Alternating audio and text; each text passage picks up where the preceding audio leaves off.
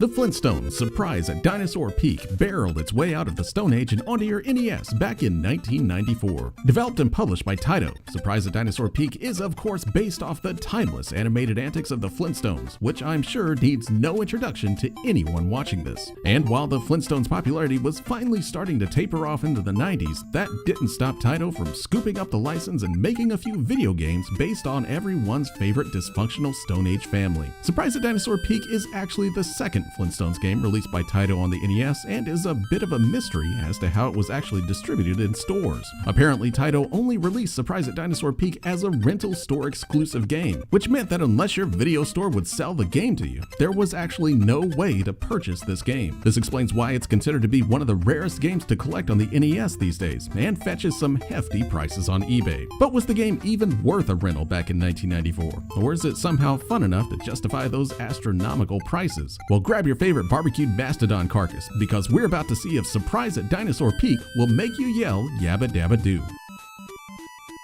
Since Surprise at Dinosaur Peak is on the NES and based off of a cartoon, then you've probably already guessed that we're looking at a side-scrolling 2D platform game here, and you'd be right. Your main objective is to use Fred or Barney to jump, shoot, and bash their way through each stage in their quest to make it to the top of Dinosaur Peak and rescue Bam Bam and Pebbles. At first glance, this would appear to be as standard as 2D platform games get on the NES, probably even drawing several comments as we speak from viewers as to why I'd even bother reviewing this game. Well, if you play the game for more than 2 minutes, you'll quickly realize why Surprise at Dinosaur Peak may actually be worth your time, just besides being a super rare game. While at first it may look like switching between Fred and Barney is just a preference thing as to who you'd want to play as, it actually goes deeper than that, as both characters have to be switched in and out to make it through each stage. Fred is of course the slower of the two characters, but packs a mighty wallop with his club that can also be charged up for maximum damage. He's also the only character able to grab hold of ledges, allowing him to climb up to otherwise unreachable platforms. Barney, meanwhile, has a slingshot that can shoot across the screen but does very little damage,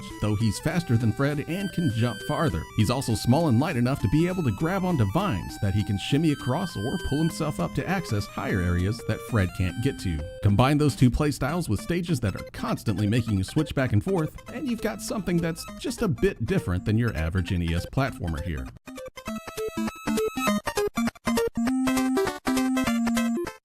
Getting through the game with Fred and Barney is more or less what you'd expect once you get the hang of switching back and forth between them. Each stage is at least fairly varied with some fun obstacles to break things up a bit though, like balancing on top of rock wheels in a quarry, surfing across a shark-infested ocean, using timed switches to make your way through a haunted mansion, and even riding a pterodactyl in a sort of 2D shooter stage. You even get a bonus stage in the form of a super simple game of hockey that I got my ass thoroughly kicked at every single time I played it. And like any game worth its salt, Surprise at Dinosaur Peak also gives you an assortment of bosses at the end of each stage to deal with, though they're mostly all just extremely simple, only requiring Fred to charge up his club so that he can wail away on them until they're dead. Only one boss even requires you to switch back and forth between Fred and Barney to beat, which is a shame since there was a lot of potential here for some really creative boss fights. Or I could just be expecting too much from an NES Flintstones game. You also get a few special items to use throughout the game as well, like a hammer that would make any Hammer brother proud, and a bowling ball that just kind of rolls across the ground like you'd expect a bowling ball to do. But honestly, the game is easy enough on its own that I mostly forgot I even had them while I was playing. Speaking of easy, this is definitely a game for the kids, so don't go in expecting much of a challenge here. I hadn't played this game since I was a kid myself, and even back then, I had little difficulty making it through. Combine that with only about 10 or so stages, and you're looking at a game that probably won't last much longer than an hour, even on your first attempt. But in my case at least, it was a highly enjoyable hour. It's a game that doesn't overstay its welcome, and keeps you playing with only a few frustrations here and there. Like the controls can kind of be stiff at times, and those climbing abilities don't always connect like they should, but otherwise this is definitely an enjoyable little game throughout.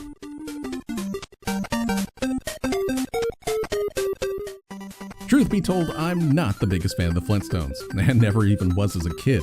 and by the time 1994 rolled around, I wasn't even paying attention to what games were coming out on the NES, especially Flintstones games. So while I was busy playing whatever I could find on the Super NES, I decided to pass my NES on to my cousin, who was more than happy to grab up anything new that showed up for it at the video store. And it just so happens that Surprise at Dinosaur Peak was one of those games. While I initially just kind of blew it off as yet another crappy NES licensed game based on a cartoon, once I actually sat down and played it, I was pleasantly surprised at just how much fun I was having with it. Sure, it's not going to be sitting in anyone's top 10 NES games lists or anything like that, but it plays well, and the whole switching characters gimmick is pretty fun. Obviously, I never knew at the time just how rare this game would eventually become, otherwise I would have probably just made my cousin never return it to the video store. But it's still pretty cool to know that we at least played a game that very few people even saw in the wild back then. So would I recommend you go out and break the bank for a cartridge version of Surprise at Dinosaur Peak? Definitely not, unless you're just some sort of hardcore collector. But if you're a fan of the Flintstones, or just want a fun quick diversion on the NES with a neat gameplay gimmick that keeps things fresh all the way to the end, then definitely run to your nearest emulator and give Surprise at Dinosaur Peak a try.